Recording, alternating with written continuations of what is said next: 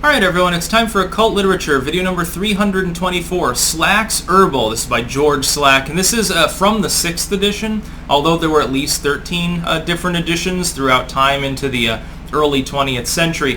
First and foremost, link in the description to my edition of this work on Amazon. Second and third links are to my books, blogs. This is essentially an herbal remedy book, by and large. It's a work of medical lore. 130 pages, so it's intermediate, but on the longish side for this particular era. The initial edition was in the middle of the 19th century, and what this does, it's definitely Thomsonian. It regards herbal simples. And the first part is a collection of different diseases, many of which use outdated terminology or are purely symptomatic. Keep in mind, this is pre-germ theory. And the idea is that you use simple herbal recipes, tinctures, powders, wraps, and so forth to cure them. Again, much of it was symptomatic. For instance, reducing fever. Of course, you're not attacking the underlying bacterial or viral infection, but you are alleviating the fever. And it was more effective than the prior era of medicine, which was based largely on balancing the humors by taking physic like bloodletting, strong purgatives, ingesting mercury and arsenic and other poisons. We know that's not a great idea, generally speaking. There are still people that take arsenic as a supplement. Not sure what's wrong with them. But the herbal simples movement was based on the concept that the Europeans that were exploring things, they looked at the so-called native people around the world and said, well, they seem so much more robust and healthy than us. Now, of course, it was basically about lifestyle. Because they were pre-agricultural, their diet was actually better. The processing and storage methods for agriculture in the 19th century were not necessarily great.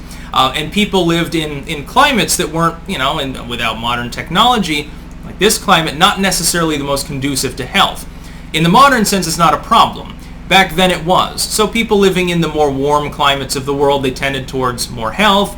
They got more exercise. They didn't do the drudgery thing. In fact, they worked less than the average European at the time. They didn't have the pollution, and so they didn't have the consumption. They had more caloric intake, actually, and lived a better life. But the Europeans thought, well, it's because of the cures they're using. It's because they're using herbs and simple mineral preparations and stuff.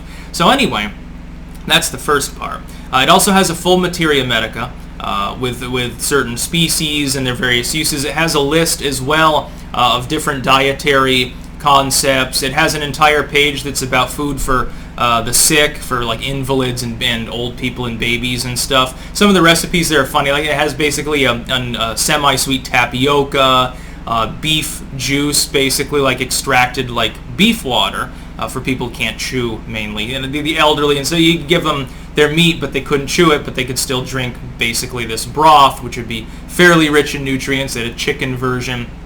A section that talks about the different types of medical action, for instance, diaphoretics, diuretics, immunogogues, antispasmodics, and so forth. Now, it's a very robust classification system. It falls short according to modern standards within medicine, but it was the first truly rigorous attempt in the West to create a categorical system. And it's funny because a half a dozen of the species that are mentioned, herbal species, basically are found in almost any of the recipes. Like if you look through the recipes that are given, and it actually has recipes for different like powders, tinctures, and pills and stuff. You could literally replicate these today and make your own like apothecarian pills a la the mid-1800s. Probably if you did that in some less developed country that didn't have like modern medical protocol, it would probably be very popular.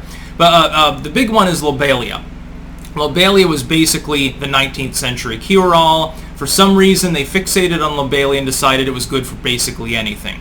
Cayenne pepper actually is another one. Of course, would have been more readily available than some of the other spiciness in the world. And they said, well, it causes you to cry and to sweat and stuff. Well, it's making you sweat. This is good for balancing the humors. Of course, latter-day humeric theory still applied in the mid-19th century. Definitely agrimony, comfrey was another big one, and some of these other species, dock, yellow dock especially. It's very fascinating. I'd like to write an entirely new book of herbalism based on some of these works, but it's fairly expansive. Again, it has a full Materia medica, so it has all the species, it has all of the preparations, and it's actually got I think it's 10 pages of non-stop preparation, like anti-bilious pills, anti-spasmodic powder, and stuff like this. Where it's not herbal, typically it involves washing the body, either steaming the body, making a person sweat, chilling the body. Vinegar wraps were considered very important too, taking like a flannel, dip it in vinegar, put it on the person. I think for specifically scarlet fever, that was one of the remedies involved.